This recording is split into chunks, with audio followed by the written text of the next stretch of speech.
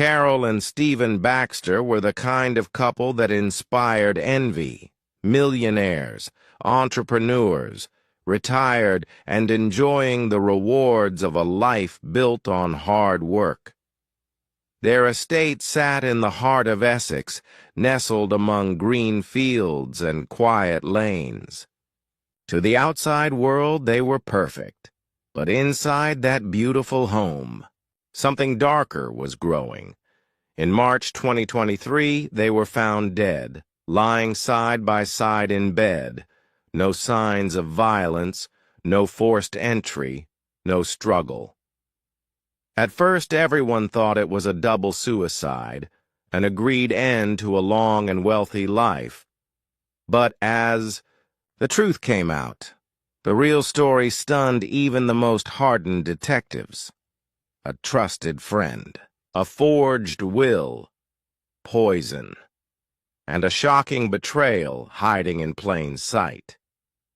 This is the story of the Essex millionaire murders. Carol Baxter was a force. The founder of a successful skincare business, she had a loyal clientele and millions in the bank.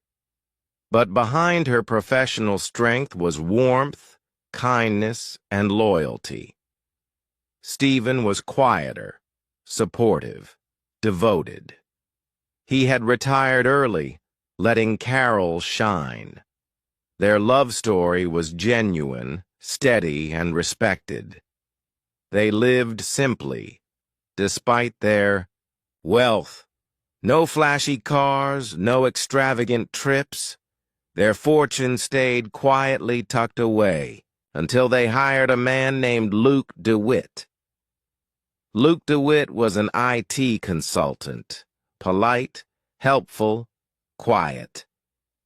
Carol hired him to help with her business systems.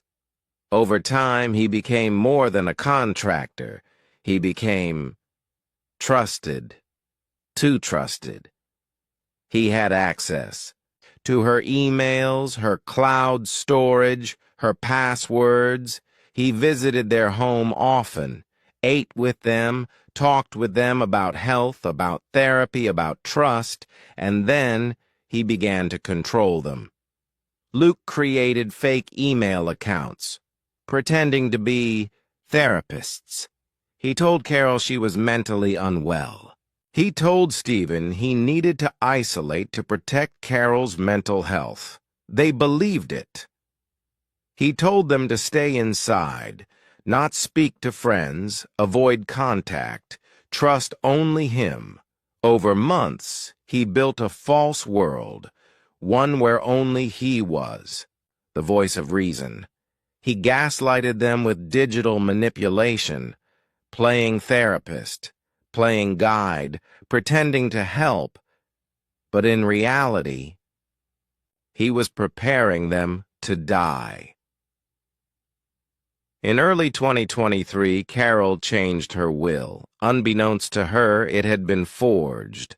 The new will gave everything, her business, her assets, her wealth, to one man, Luke DeWitt.